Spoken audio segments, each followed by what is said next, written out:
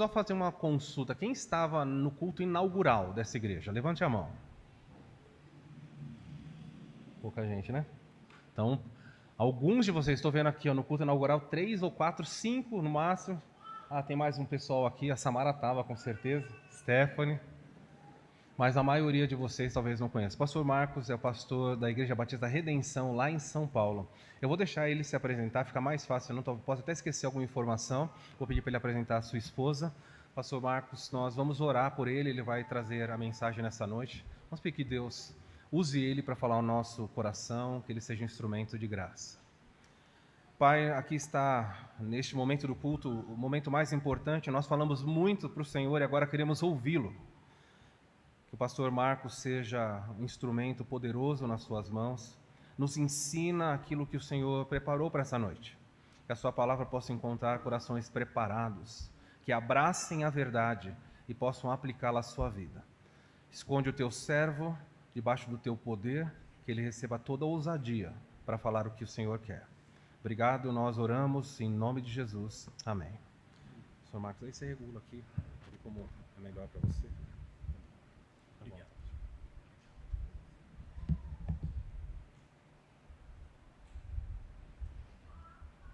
Muito obrigado, pastor Marcos Samuel, pelo convite e a oportunidade de falar nos 15 anos desta igreja, no aniversário de 15 anos desta igreja. Eu vim com a minha esposa, Simone, que está ali. Simone, fique de pé, por favor. Essa é minha esposa. Somos casados há 31 anos. 31, né? É 31? Essa semana eu completo 31 anos de casamento. A minha esposa, essa aí. Então, é uma alegria ter transitado por esses 30 anos ao lado dessa belíssima mulher. Da minha família, acho que também eu vi a Magali, minha irmã aqui. Magali está lá, minha irmã mais velha. Pode ficar de pé. Mais velha, mas mais conservada, né? Ela está aí, a Magali. Nós somos, obrigado Maga, nós somos 4 irmãos. É uma irmã e 3 irmãos. Eu sou o segundo, a Magali veio primeiro, um ano depois eu. E temos mais 2, todos crentes, todos alvos da graça de Deus, da bondade dele. A nossa família começou a sua jornada de fé com meu avô, Antônio Mendes Carricondo, que é pai do pastor Mendes, que foi pastor em Atibaia. Vários irmãos aqui conhecem o pastor Mendes, que já está aposentado. Mas o pai dele era meu avô, irmão Antônio Mendes Carricondo. E ele ouviu o Evangelho da Graça no norte do Paraná, quando chegaram missionários americanos no norte do Paraná, na região de Londrina, 1º de maio, e começaram a pregar o Evangelho ali. E ele e a minha avó se converteram, aceitaram Jesus. Todos os filhos foram levados para a igreja, zelosamente por eles, pelos meus avós, e todos os filhos dos meus avós se converteram, inclusive a minha mãe. E então eu nasci num lar cristão, meu pai, minha mãe crentes, me levavam na igreja. Em qualquer circunstância eles me levavam à igreja. Se eles não podiam me levar, os meus avós me levavam. Então eu cresci no meio evangélico. Eu tenho 60 anos, parece que eu tenho bem menos, eu sei, mas eu já tenho 60 anos. E ao longo de toda a minha vida, eu estive desde bebezinho, eu e a Magali, meus irmãos, todos nós desde bebezinhos, ensinados, influenciados, doutrinados, protegidos, orientados pela igreja, todos nós sempre na Igreja Batista. E as igrejas a que nós pertencemos eram igrejas sempre menores do que esta aqui, eram igrejas pequenininhas, mas foi nessas igrejas pequenininhas que nós todos ouvimos o Evangelho, que nós todos aprendemos acerca da salvação que há em Jesus, que nós todos aprendemos acerca do que Ele fez na cruz por nós, cremos nele e crescemos sendo orientados pela palavra de Deus, desde pequenininhos. Hoje, eu casado com a Simone, nós temos 3 filhas, a Isabela, a Helena e a Sofia. A Isabela tem 27 anos, ela é crente e é casada com um pastor lá da nossa igreja, a Igreja Batista Redenção. um dos pastores. Nós somos 5 pastores na Igreja Batista Redenção em São Paulo. Ela é casada com um dos pastores. Tem a Helena, que tem 24 anos, crente também, casada com um jovem da igreja ali, que ela conheceu no berçário. Os dois cresceram na igreja. Eles se conheceram, ela tinha meses e ele tinha 1 aninho só. Então cresceram juntos, começaram a namorar na juventude e se casaram. E temos a Sofia, que ainda é solteira. Mas não há esperança para os solteiros aqui, porque ela já começou a namorar faz umas 2 semanas mais ou menos, e parece que é sério, não sei, mas orem por isso, para que seja sério, para que dê certo. Ela está namorando um moço crente da nossa igreja também, e Deus sabe o que vai acontecer. E essa é a nossa família. Pela graça de Deus, Ele nos chamou à fé, todos nós, desde o meu avô, minha avó, minha mãe, meu pai, eu, meus irmãos e minhas filhas, todos chamados à fé pela graça de Deus. Isso é um grande privilégio, é algo muito raro de se ver, muito raro de se ver. E nós louvamos a Deus porque sabemos que isso não aconteceu por mérito nosso, isso aconteceu por sua graça somente. Somente a sua graça nos chamou, tocou no nosso coração, amoleceu o nosso coração e fez com que nós nos convertêssemos ao Senhor Jesus um dia. E agradecemos a Ele por isso. Não há graça maior do que esta, não há bênção maior do que essa. Irmãos, eu tenho trabalhado em minha igreja, ao longo dos últimos anos, eu tenho trabalhado com 2 livros da Bíblia. Eu tenho trabalhado com o livro de Gênesis, já há vários anos eu tenho explicado o livro de Gênesis aos irmãos lá da nossa igreja, e eu estou explicando, vou começar a explicar agora, no próximo domingo, o capítulo 35 de Gênesis. Vou fazer uma exposição geral do capítulo, depois eu vou entrar na explicação de versículo por versículo. O método que eu uso, versículo por versículo, linha por linha, é um método muito demorado. Então, por isso, eu estou pregando em Gênesis já há 7 anos, e estou no capítulo 35. E espero que os irmãos não me mandem embora lá da igreja, achando que eu só sei o livro de Gênesis. E eu continue pregando lá por mais tempo. Mas eu tenho ensinado esse livro há todos esses anos lá, e tem sido muito gostoso aprender. E nos cultos da manhã, eu tenho estudado com os irmãos o livro de Atos dos Apóstolos. E eu estou expondo para os irmãos, estou chegando no finalzinho do capítulo 14 do livro de Atos dos Apóstolos. E estudando esse capítulo 14 de Atos dos Apóstolos, já estou nesse capítulo já há algumas semanas, eu me deparei com dois ou 3 versículos, na realidade são 3 versículos com os quais eu me deparei, que me fizeram pensar nos maiores presentes que uma igreja pode receber. O pastor Marcos Samuel me chamou para falar aqui no aniversário de vocês, de 15 anos. E geralmente quando se fala sobre aniversário, as pessoas pensam em presentes. E o que uma igreja pode ganhar como presentes de aniversário? E estudando esse capítulo 14, já há várias semanas, até para explicá-lo à minha igreja, eu me deparei no capítulo 14 de Atos com pelo menos 2 presentes fundamentais que toda igreja precisa receber. Se ela não receber esses 2 presentes, ela vai minguar e talvez possa até desaparecer. Ela vai minguar, ela vai se enfraquecer, ela vai murchar, ela vai desanimar e talvez possa até desaparecer e morrer. Então são presentes fundamentais e eu gostaria de apresentá-los aos irmãos aqui. Os irmãos vão me acompanhar na observância, na análise de 3 breves versículos. E nesses 3 breves versículos, os irmãos vão perceber, juntos comigo, não é difícil fazer isso, os irmãos seguirão após mim enquanto eu explico esses versículos, e os irmãos com muita facilidade, com grande facilidade, poderão detectar os 2 presentes que toda a igreja deve receber, a fim de que ela viva e sobreviva e siga em frente e não desanime e prossiga singrando os mares revoltos deste mundo, haja o que houver. São presentes fundamentais. E a nossa súplica é que o Senhor derrame esses presentes sobre vocês, como já tem derramado ao longo desses 15 anos.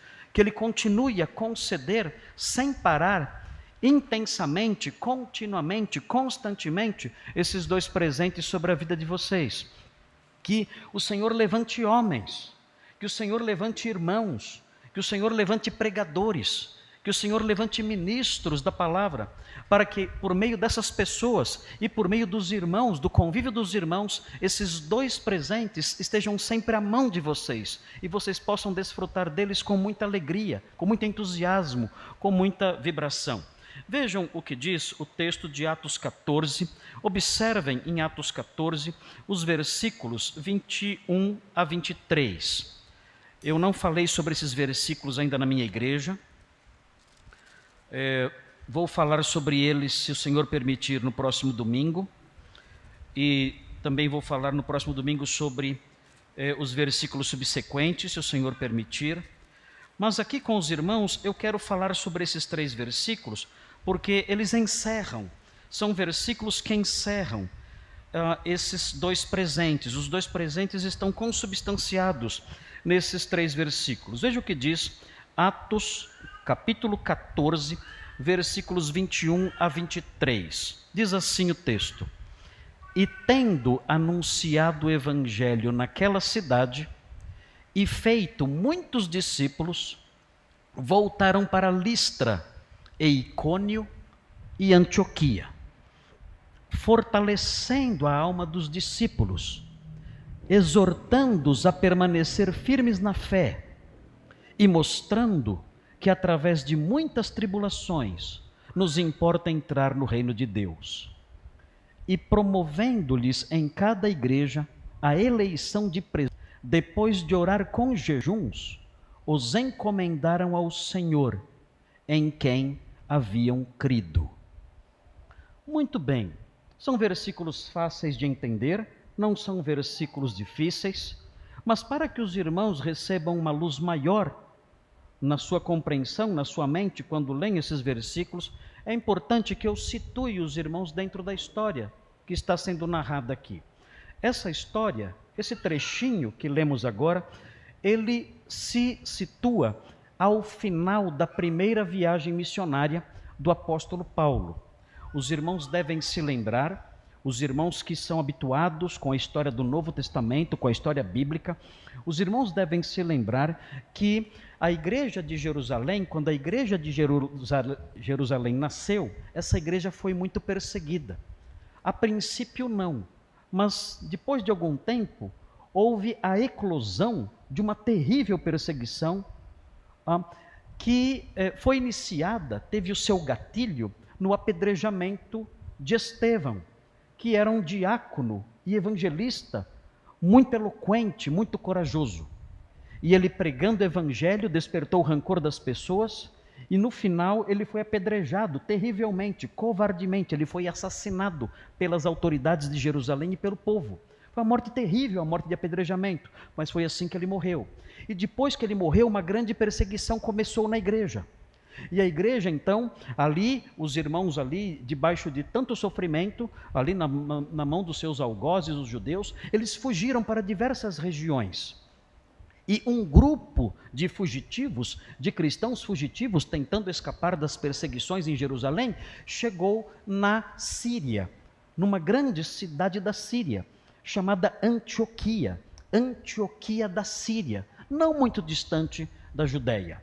E quando eles chegaram ali, eles começaram a pregar não só para os judeus, como era costume dos primeiros pregadores, que pregavam somente aos judeus. Não, eles começaram a pregar também aos gentios. E houve um número enorme de conversões em Antioquia da Síria. E surgiu uma forte igreja em Antioquia da Síria. E então, por causa do crescimento daquela igreja e do impacto daquela igreja, Barnabé, conhecido Barnabé, personagem conhecidíssimo do livro de Atos, foi enviado para Antioquia para ver o que estava acontecendo ali. E ele ficou muito alegre com o que ele viu. E ele exortou os irmãos e ensinou os irmãos e vibrou com aquilo. Havia, ali não muito longe de Antioquia, havia uma cidade chamada Tarso. E ele se lembrou que havia um homem que ele havia conhecido também, convertido, chamado Saulo. E ele foi até Tarso e trouxe Saulo para Antioquia. E os dois permaneceram ali por algum tempo, em Antioquia da Síria. E quando estavam ali, Barnabé e Saulo, em Antioquia da Síria, o que aconteceu? O Senhor falou com eles. O Senhor, numa reunião de líderes, o Senhor falou com eles e disse: olha, separem Barnabé e Saulo para a obra para a qual eu os tenho chamado. E então eles oraram ali com jejuns e impuseram as mãos sobre Saulo e Barnabé, e os enviaram na primeira viagem missionária. Foi um evento extremamente marcante, foi um evento revolucionário, porque a partir daí surgiu então uma igreja oficialmente missionária, enviando obreiros para outras nações, para outras regiões distantes, para outras culturas. E eles foram e enfrentaram muitos problemas, e muitas lutas e muitas dificuldades. Nós temos aqui o mapa da primeira viagem missionária, que eu pedi para que fosse projetado. Os irmãos verão aí no slide. Aí está. Vejam aqui a cidade de Antioquia da Síria. Jerusalém está aqui. As pessoas tinham fugido de Jerusalém e um grupo chegou aqui em Antioquia. E eles fugiram então, fugindo então, eles começaram a pregar o evangelho aqui em Antioquia, aqui da Síria. Essa cidade não pertence mais à Síria hoje em dia. Hoje essa cidade pertence à Turquia. A Turquia está aqui em cima. Essa cidade não chama mais Antioquia, ela se chama Antáquia. Agora, um nome parecido, Antáquia, mas não pertence mais à Síria, pertence à Turquia. Na época pertencia à Síria, e a igreja surgiu aqui, e enviou então os missionários, e os missionários foram para Chipre, a ilha onde havia nascido Barnabé, e de Chipre voltaram aqui para o continente, e começaram a pregar nessas cidades. Vocês veem aqui, Perge, Listra, Icônio, Antioquia, Derbe, essas cidades todas, que eram cidades da região chamada Galácia. Os irmãos já leram a carta aos Gálatas, não leram? A carta aos Gálatas foi uma carta escrita para essas igrejas dessa região. Geralmente, as cartas de Paulo são escritas para cidades específicas. Por exemplo, a carta de Paulo aos Romanos, carta de Paulo aos Efésios, carta de Paulo aos Filipenses, são cartas escritas para uma cidade só. Mas a carta aos Gálatas não foi escrita para uma cidade só. A carta aos Gálatas foi escrita para igrejas dessas cidades aqui, Icônio, Listra, Derbe e provavelmente Antioquia, aqui essa outra Antioquia, não é diferente dessa, essa é a Antioquia da Síria, aqui é a Antioquia da Pisídia, e talvez a Antioquia da Pisídia entrasse também, porque a Antioquia da Pisídia estava bem na fronteira da Pisídia, a região da Pisídia, com a região da Galácia, que é essa região aqui. Muito bem, eles pregaram o evangelho nessas regiões todas, chegaram até Derbe, e chegando até Derbe, poderiam ter dado a viagem como encerrada. Fizeram o seu trajeto, evangelizaram toda a ilha de Chipre, entraram aqui na Turquia, pregaram em Perge, em Antioquia, em Listra, em Icônio, Listra e Derbe. E qual seria o trajeto natural agora? Muito simples, muito fácil. Eles poderiam ir para Tarso, que era a cidade de Paulo, e rever ali os amigos e os parentes, pertinho. Esse era o trajeto mais normal, mais comum, mais óbvio, mais estratégico. E estando em Tarso, era só seguir em frente e voltar para Antioquia. E acabou a viagem. Mas eles não fizeram isso. Não. Por quê? Era tão fácil fazer isso. Estavam aqui em Derbe. Aqui em Derbe eles não foram perseguidos. Eles foram perseguidos em Antioquia, em Icônio, em Listra, mas em Derbe não. Em Derbe eles pregaram o evangelho e discípulos surgiram ali, muitas pessoas se converteram. A viagem estava, por assim dizer, a viagem estava encerrada. Eles poderiam seguir para Tarso. Saulo mataria a saudade dos seus parentes e amigos, seriam bem recebidos ali, era a cidade dele, e dali, muito fácil, seguiriam para Antioquia e trariam o seu relatório de viagem. Mas não fizeram isso. missionários estranhos, né? O que eles fizeram? Sabe o que eles fizeram? Eles voltaram. De Derbe foram para Listra, de Listra foram para Icônio, de Icônio foram para Antioquia. Só cidades difíceis e perigosas. Eles não foram para casa. Eles voltaram para essas cidades. Por quê? Eram igrejas novas, eram pessoas que haviam se convertido fazia pouco tempo, eram igrejas que estavam ainda se consolidando, eram igrejas que não tinham liderança, que não tinham pastor. Por que eles voltaram para essas igrejas? Qual era o objetivo deles? Bem, as coisas que eu disse agora já dá para imaginar por que eles voltaram. Eles voltaram porque eles queriam dar àquelas igrejas 2 presentes. Eles sabiam que aquelas igrejas precisavam de 2 presentes. E quais eram os 2 presentes que aquelas igrejas novinhas, recém-formadas, precisavam? Bem, os 2 presentes estão no texto que nós lemos. O primeiro presente está no versículo 22. E o segundo presente está no versículo 23. Vejam o versículo 22. O versículo 21 diz que eles voltaram para Listra, Icônio e Antioquia. E aí vem no versículo 22 o primeiro presente. Eu vou colocar um nome no primeiro presente.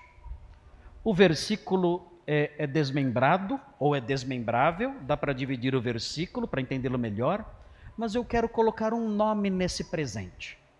E o nome desse presente que eles deram para essas igrejas todas, o nome desse presente que eles deram para essas igrejas recém-nascidas é o seguinte: encorajamento.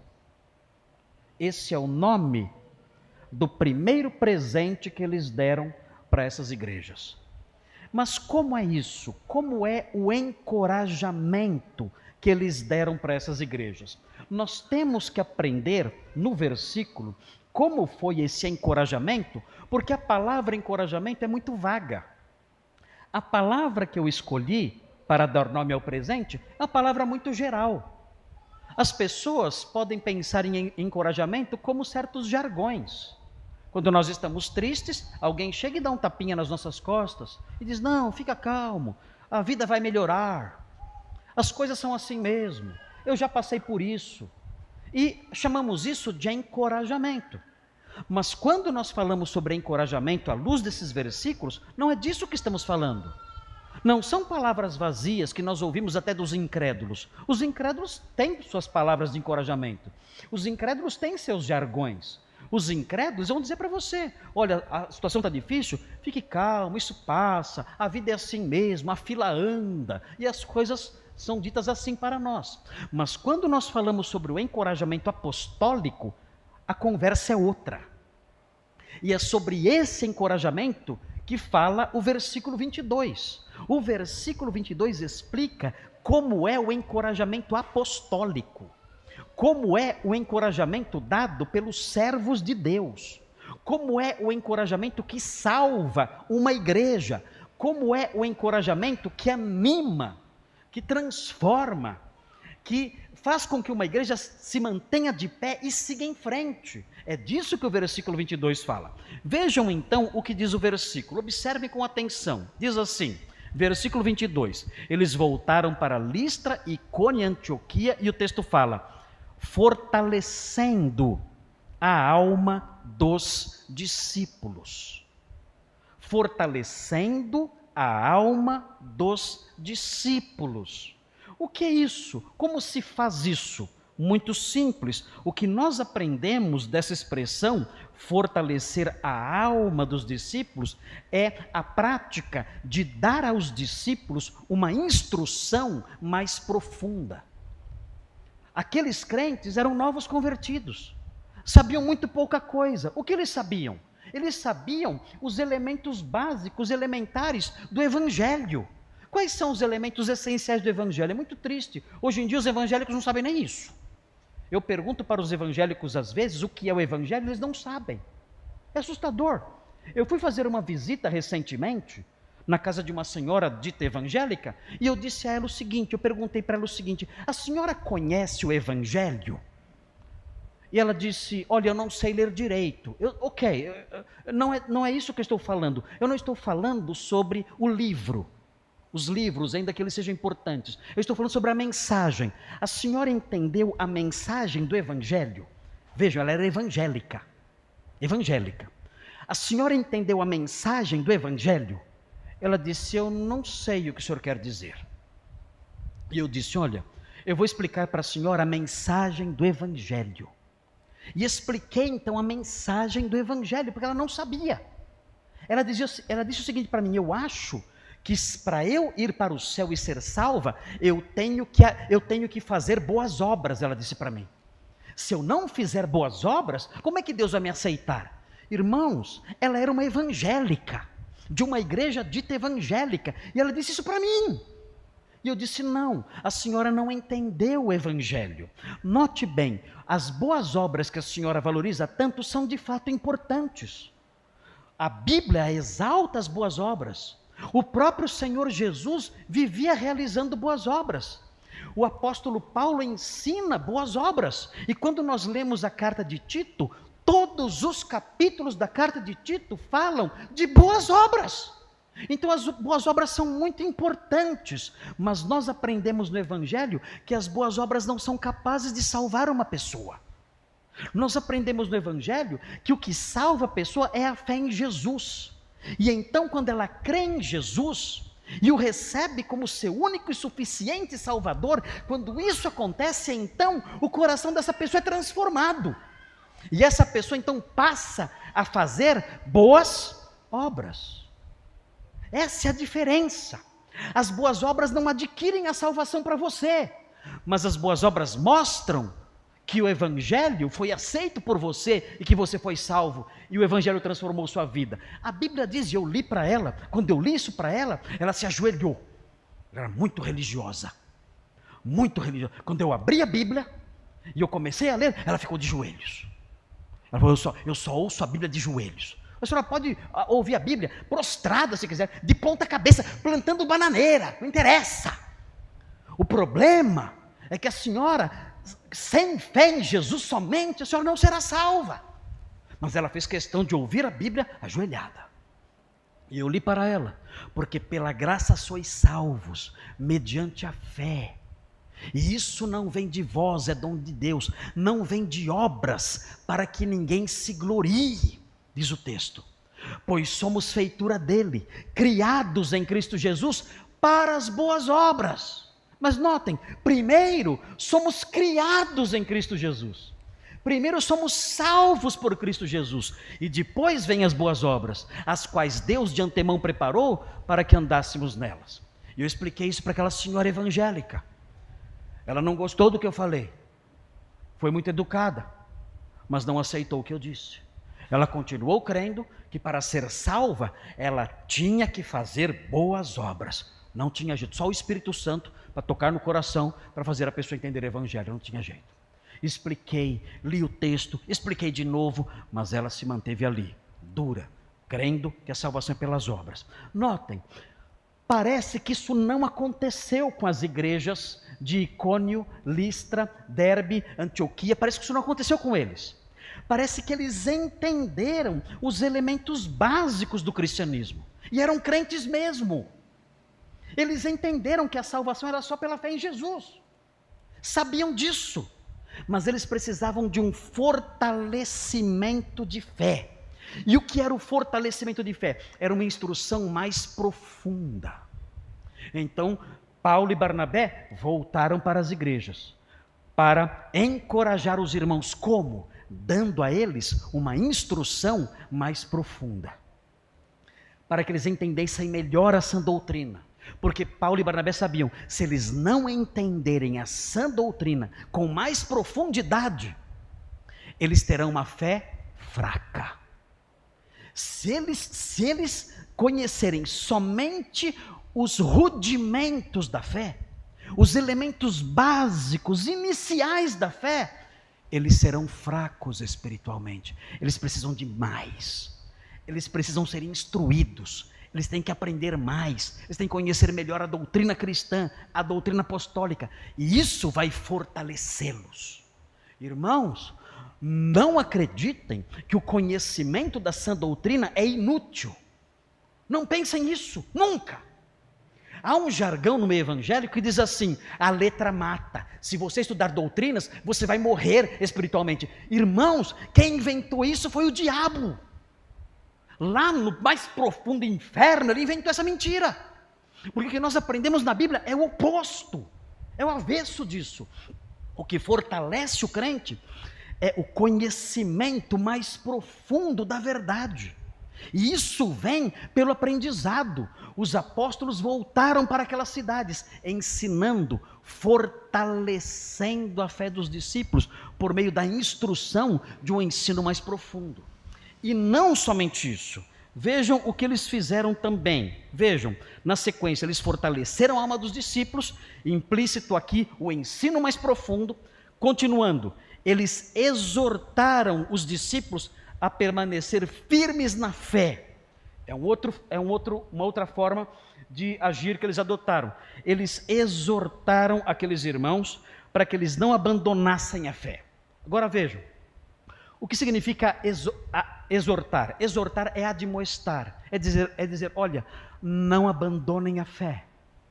É encorajar dizendo, não abandonem a fé. É dar estímulos para os irmãos dizendo, não abandonem a fé. Por quê? Porque aqueles irmãos estavam numa sociedade hostil. Se os irmãos olharem no versículo 2, os irmãos verão que os inimigos do evangelho naquelas cidades não atacaram somente os missionários. Os inimigos do evangelho naquelas cidades atacaram os irmãos, os novos convertidos. Vejam o versículo 2. Mas os judeus, incrédulos, incitaram e irritaram os ânimos dos gentios contra os irmãos. Ou seja, os novos convertidos naquela cidade, aqui na cidade de Icônio, esses homens estavam sofrendo perseguição sendo crentes novos. Então, os apóstolos sabiam que eles precisavam de uma admoestação mais intensa, uma exortação mais forte para permanecerem firmes na fé. Eles já tinham feito isso, se os irmãos olharem, eles já tinham feito isso em Antioquia, no versículo 43. Vejam o versículo 43 do capítulo 13, 43. Veja o que eles fizeram em Antioquia, no comecinho não, mais ou menos na metade da viagem missionária. Olha o que eles fizeram. Fala assim: despedida a sinagoga, muitos dos judeus e dos prosélitos piedosos seguiram Paulo e Barnabé, e estes, falando-lhes, os persuadiram a perseverar na graça de Deus. Eles fizeram isso em Antioquia. Agora vejam o resultado disso no versículo 52. Diz assim o 52, os discípulos, porém, transbordavam de alegria e do Espírito Santo. Qual foi o resultado desse trabalho de admoestação, de exortação, de encorajamento? Os discípulos estavam transbordando de alegria e do Espírito Santo. Parênteses. Como é que eu sei que alguém está transbordando do Espírito Santo? Como é que eu sei? Vou dar algumas opções. Quando alguém está transbordando do Espírito Santo, a pessoa começa a pular, sapatear, berrar, rolar no chão e latir, que nem cachorro. O que vocês acham? Não? Não, né? Acho que não. Outra opção. Quando alguém está cheio do Espírito Santo, a pessoa começa a dançar e falar sílabas desconexas, palavras sem sentido, e diz que isso é falar em línguas, e começa blá blá blá, e um monte de decovanai, xaramanai, berrando, rodopiando e gritando. É isso? Isso é evidência de que a pessoa está cheia do Espírito Santo? É isso? Irmãos, que Deus livre esta igreja de todo o lixo que o diabo inventou e jogou na cabeça de crentes desavisados, despreparados e ignorantes. Deus livre esta igreja de todo o lixo que o diabo inventou e vomitou na cabeça de pessoas ditas evangélicas por aí afora. Deus tenha misericórdia de nós, porque é assustador o quanto a sã doutrina tem sido pisoteada, emporcalhada e ridicularizada pelo diabo por meio dessas igrejas mentirosas que ensinam essas tolices todas. É assustador. É vergonhoso. É vergonhoso. Passe longe dessas coisas. Passe longe dessas doutrinas blasfemas e mentirosas. Passe longe, fuja disso. Isso vai destruir a sua vida e o seu vigor espiritual. Fuja disso o máximo que você puder. Quando nós olhamos o livro de Atos, nós aprendemos o que acontece com a pessoa que é cheia do Espírito Santo. No capítulo 4:8. Veja o que diz. 4:8. Quando alguém é cheio do Espírito Santo, o que a pessoa faz? 4:8. Diz assim: então Pedro, cheio do Espírito Santo, lhes disse. O que a pessoa faz quando ela está cheia do Espírito Santo? Aqui o texto fala o que a pessoa faz. Pedro, diante das autoridades, cheio do Espírito Santo, abriu a sua boca e testemunhou do Evangelho para as autoridades judaicas. Ele começou dizendo autoridades do povo e anciãos, e pregou o Evangelho. Por que ele fez isso? Porque ele estava cheio do Espírito Santo. Vejam o versículo 31, a igreja de Jerusalém. Quando ficou cheia do Espírito Santo, veja o que ela fez. O texto diz: tendo eles orado, tremeu o lugar onde estavam reunidos. Todos ficaram cheios do Espírito Santo e com intrepidez começaram a dançar, pular, rosnar e latir. É o que está escrito aqui? Não? Que versão vocês têm da Bíblia? Não é o que está aqui? Não. Todos ficaram cheios do Espírito Santo e com intrepidez anunciavam a palavra de Deus. Isto sim. Isto sim. O homem cheio do Espírito Santo é um evangelista corajoso. Não é um desequilibrado berrando na igreja. Não. O homem cheio do Espírito Santo é um evangelista corajoso. O que aconteceu então nesse retorno dos apóstolos, dos missionários às igrejas da Galácia?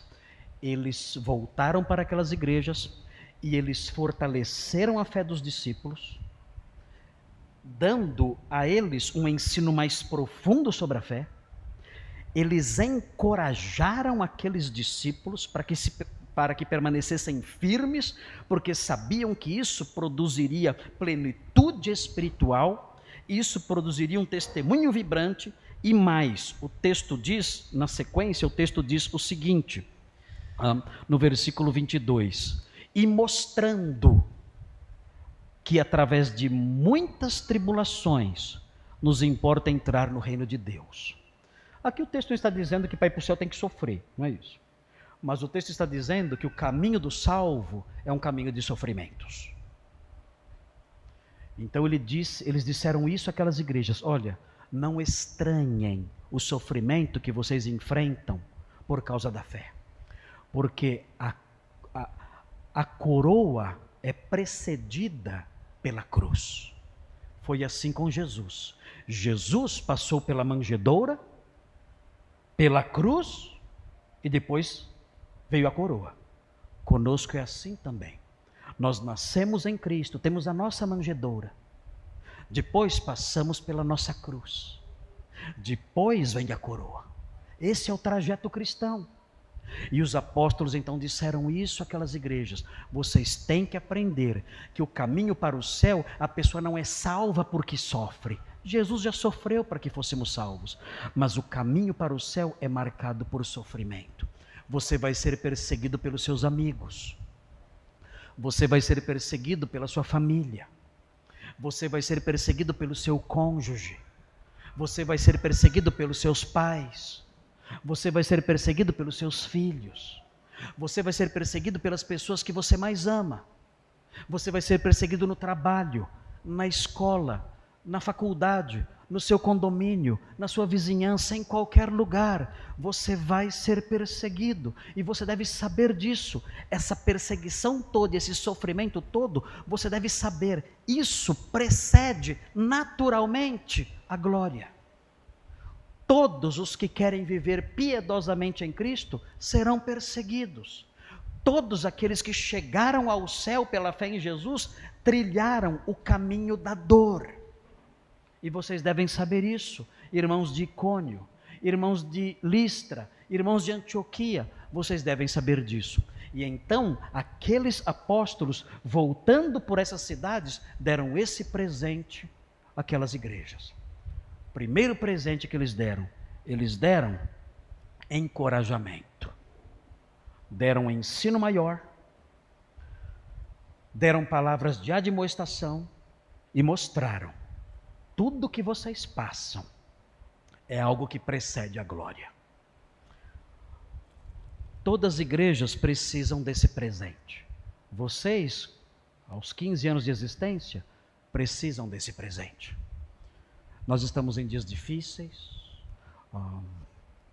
perseguições, oposições, filosofias mentirosas tentando ridicularizar a fé cristã. Nós temos dificuldades no nosso trabalho com as filosofias mundanas, sujas e pútridas que nos cercam, ameaças terríveis se avizinhando, ameaças terríveis se desenhando no horizonte. Sabemos isso tudo, nossos filhos padecendo, nossos filhos sofrendo, nossos filhos sendo perseguidos, pequenos na escola. Tudo isso nós passamos, mas nós podemos desfrutar de um presente especial. E esse presente especial dado às igrejas da Galácia, no primeiro século, na primeira viagem missionária, pode ser o nosso presente também. As palavras de encorajamento, de admoestação, as palavras relacionadas à instrução, tudo isso nós podemos desfrutar nesses momentos, nessa época de oposição, de perseguição e de inimizades. O primeiro presente é esse, é o encorajamento. E o segundo e último presente está no versículo 23. Eu sou suspeito para falar desse presente. Mas vejam o versículo 23. O versículo 23 fala de um outro presente. Esse outro presente, eu vou colocar o nome de cuidado. Os apóstolos voltaram para aquelas cidades e deram de presente para aquelas igrejas um cuidado especial. Deram encorajamento e deram cuidado. Vejam como eles deram cuidado, como eles ofereceram cuidado para aquelas igrejas. Diz assim o versículo 23: e promovendo-lhes em cada igreja a eleição de presbíteros. O que eles deram de presente para aquelas igrejas? Eles promoveram uma eleição. Assim, a palavra que aparece aqui, traduzida como eleição, ela tem dois significados. Pode significar levantar a mão para votar, e pode significar designar alguém para alguma coisa. Então, pode ser que os apóstolos designaram os presbíteros, e pode ser que os apóstolos promoveram a eleição de presbíteros. Como os apóstolos não conheciam muito bem aqueles irmãos, é bem provável que eles promoveram a eleição de presbíteros. Se foi isso que aconteceu, então toda a igreja votou para escolher os seus líderes. E quem seriam os presbíteros? A palavra presbítero vem do contexto da sinagoga judaica e aponta para alguém que é digno de respeito. Esse é um presbítero, é um ancião, é alguém digno de respeito, é um líder digno de respeito. Então o que aconteceu? Os apóstolos, então, preocupados com aquelas igrejas, eles promoveram a escolha de pessoas respeitáveis, de pessoas honrosas para serem líderes daquelas igrejas. E com isso, eles promoveram o cuidado daquelas igrejas. Eles colocaram aquelas igrejas debaixo da orientação e da direção de pessoas dignas e honrosas. É um bom presente isso? É um grande presente isso. Meus irmãos, igrejas com pastores perversos tem sido a experiência sofrida de muitas comunidades de fé. Pastores maus, exploradores do rebanho, ignorantes que não sabem nada, mentirosos, com suas vidas sujas, estão lá dando orientações espirituais para as nossas famílias. E isso é uma tremenda desgraça. Uma igreja ser liderada por alguém assim. Não faz muito tempo, um casal foi nos visitar lá em São Paulo, na nossa igreja. E ele, o jovem ali, o marido, estava ele, a esposa e uma criança. Aquele moço disse assim para mim: pastor, o meu pastor, ele já se divorciou 3 vezes. Na última vez, porque ele adulterou. E a gente não sabe o que fazer ali, se nós continuamos ali. E eu disse: eu não sei o que dizer para você. O que você está fazendo nesse lugar? Como você concede a orientação espiritual santa, reta, sagrada da sua vida e da sua família para um homem como esse? O que você tem na cabeça?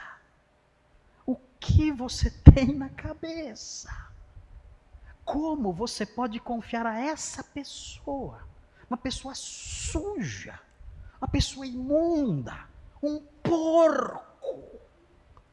Como você pode conceder a essa pessoa a orientação espiritual, sagrada, santíssima da sua vida, da sua esposa e da sua filha? Não consigo entender isso.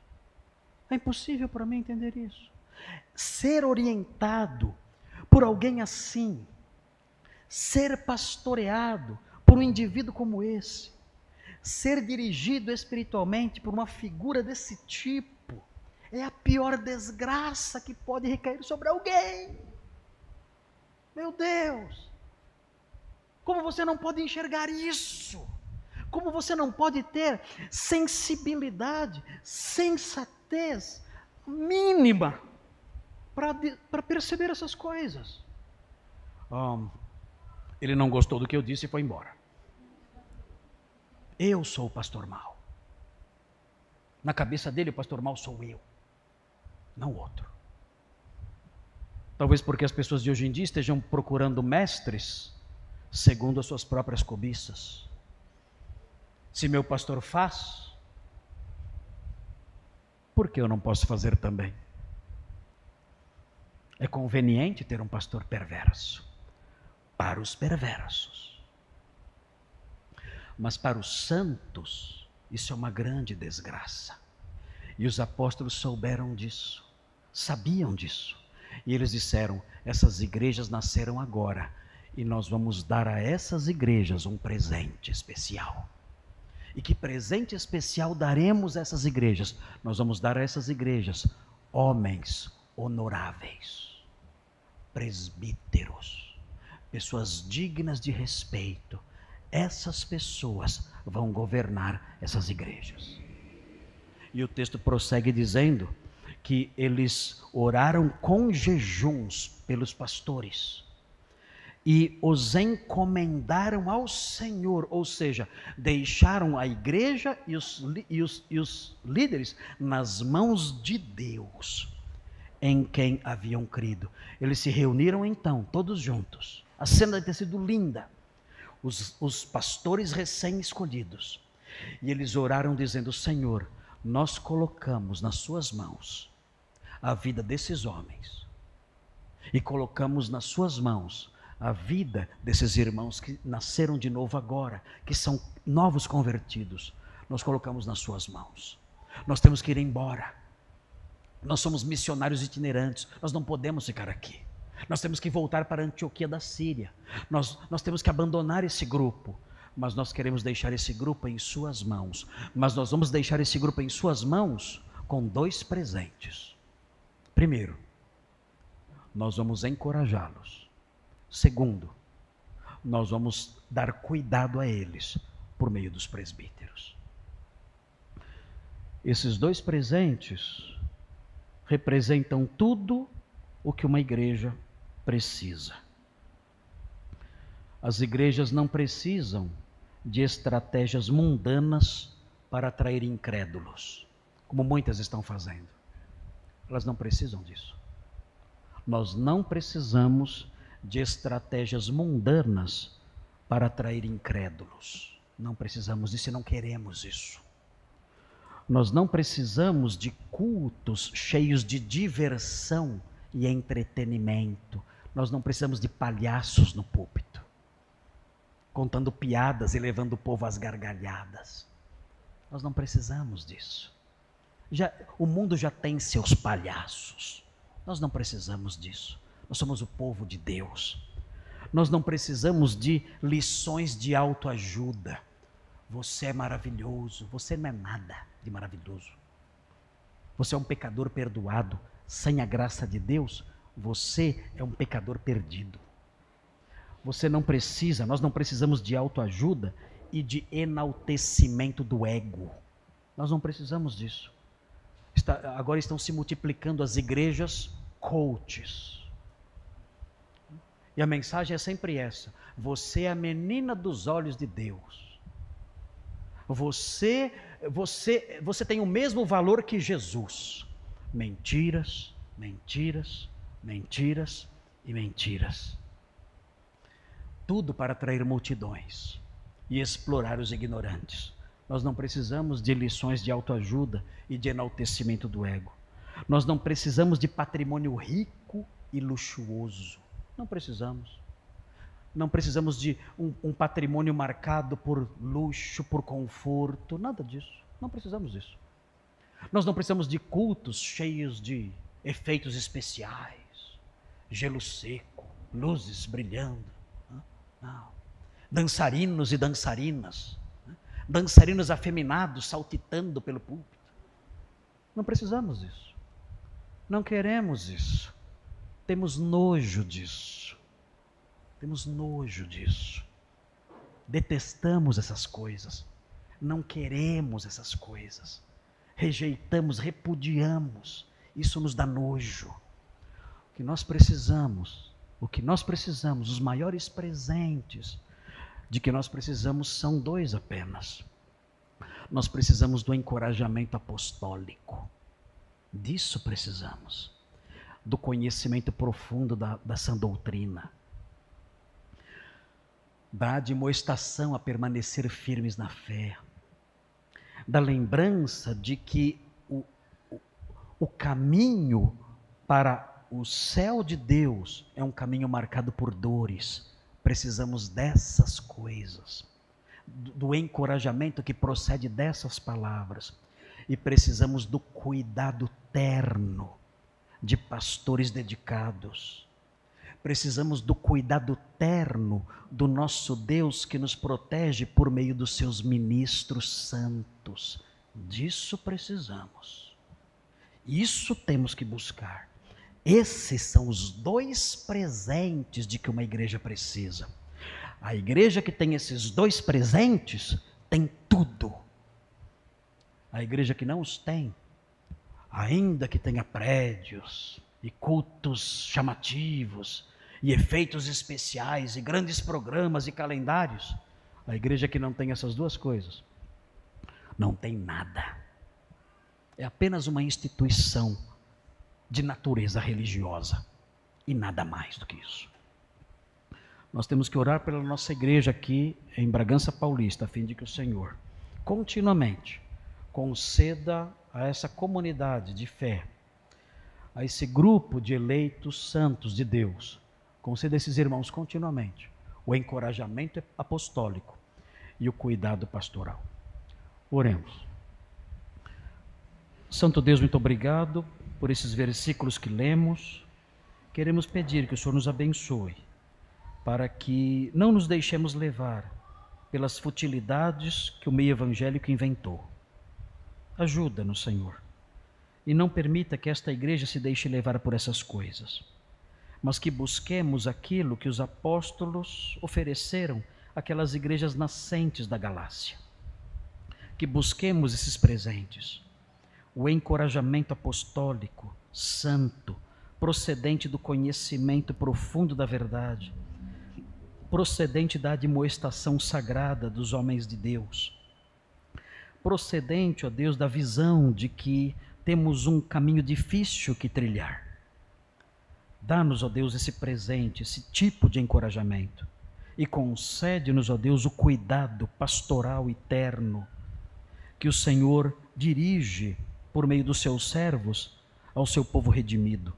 Concede isso a essa igreja e às demais igrejas do Senhor espalhadas pelo mundo. Sem essas duas coisas, ó Deus, as igrejas vão se esfriar, vão enfraquecer, vão minguar e vão desaparecer. Concede, ó Deus, que essas coisas estejam aqui, nesta igreja, e assim essa igreja se robusteça, cresça e siga avante até o dia do encontro com o Senhor. Em nome de Jesus pedimos, amém.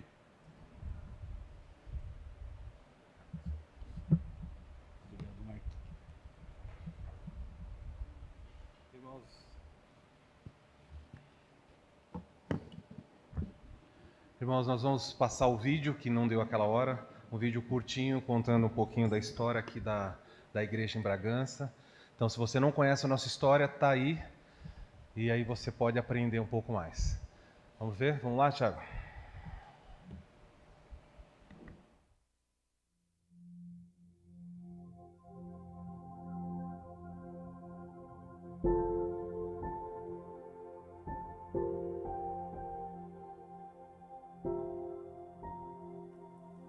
O ano era 2009 e a cidade escolhida Bragança Paulista. Motivados pelo desejo de expandir o reino de Deus, um grupo de líderes da Igreja Batista Redenção de São Paulo, sob a liderança do pastor Marcos Granconato, veio a Bragança Paulista decididos a encontrar um lugar para iniciar uma pequena congregação nesta cidade. A princípio, a ideia era alugar uma casa e começar ali pequenas reuniões familiares. Porém, Deus tinha outros planos. Enquanto buscavam por um local, encontraram um pequeno salão de 150 metros quadrados na Avenida José Gomes da Rocha Leal, número 1084, no centro. O salão atenderia bem às necessidades buscadas. Decididos a alugar aquele local, os líderes da IBR foram surpreendidos com a exigência do proprietário do imóvel. Ele queria que a igreja alugasse também a casa que existia sobre aquele salão. Convictos de que Deus os guiava, após uma rápida conversa ali mesmo, ficou decidido que o salão e a casa seriam alugados. Surgia ali o berço da pequena IBR em Bragança Paulista. Acertado o local, no sábado, dia 7 de março de 2009, às 19 horas, tomados de grande alegria, profunda reverência e grandes expectativas, inúmeras pessoas vindas de São Paulo e de Atibaia e moradores da cidade de Bragança Paulista estiveram presentes. Assim, sob as bênçãos do Senhor, com o apoio da IBR de São Paulo e de Atibaia, e com a direção do pastor Marcos Granconato, nascia a Igreja Batista Redenção de Bragança Paulista. Agora, orar a Deus por nosso trabalho aqui em Bragança Paulista e pelo nosso culto também. Mas nós não vamos orar somente pelo nosso culto, pelo nosso trabalho. Vamos orar pela cidade de Bragança Paulista, uma cidade que é uma cidade carente do Evangelho. Na sede, o nome do grupo de jovens na sede é Tarash. Tarash é uma palavra hebraica que significa, é um verbo que significa buscar, e ele lidera os jovens da igreja na busca do Senhor e da sua palavra. Então ele é o líder lá. E está morando aqui, mudou-se agora, nesta semana que passou, ele se mudou para cá, e está morando aqui.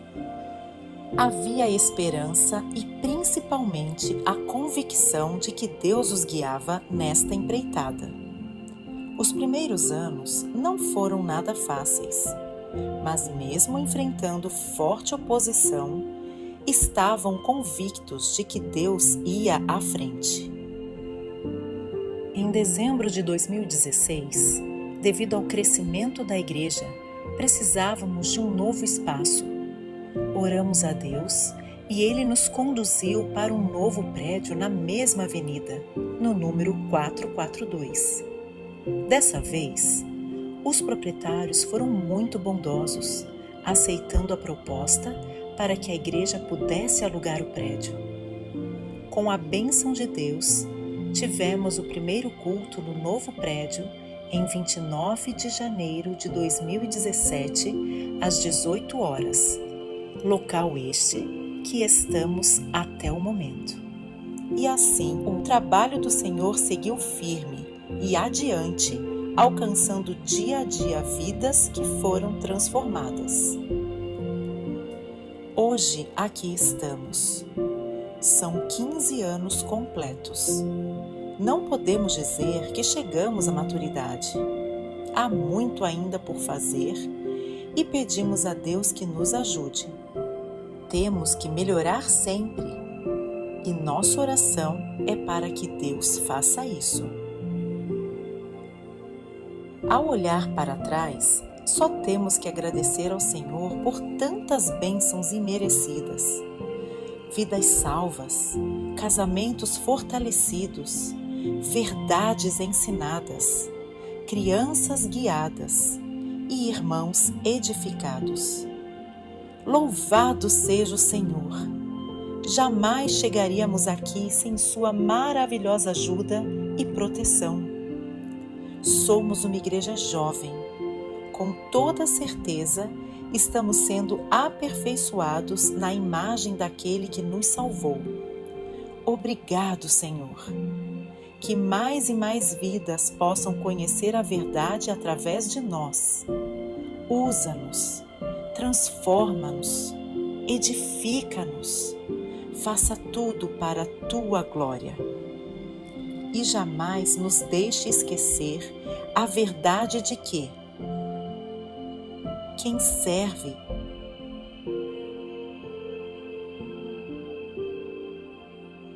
quem prega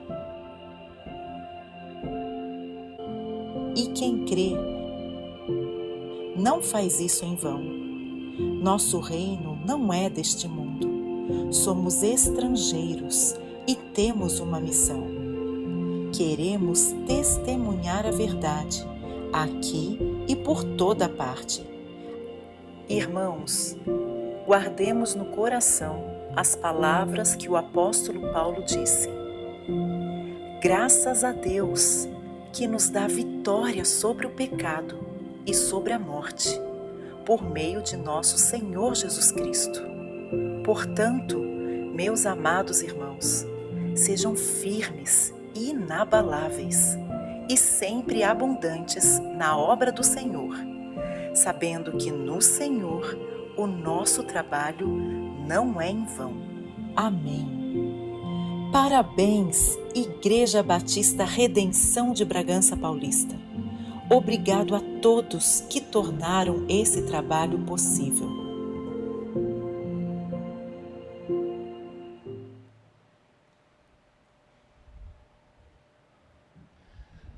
Tá aí um pouquinho da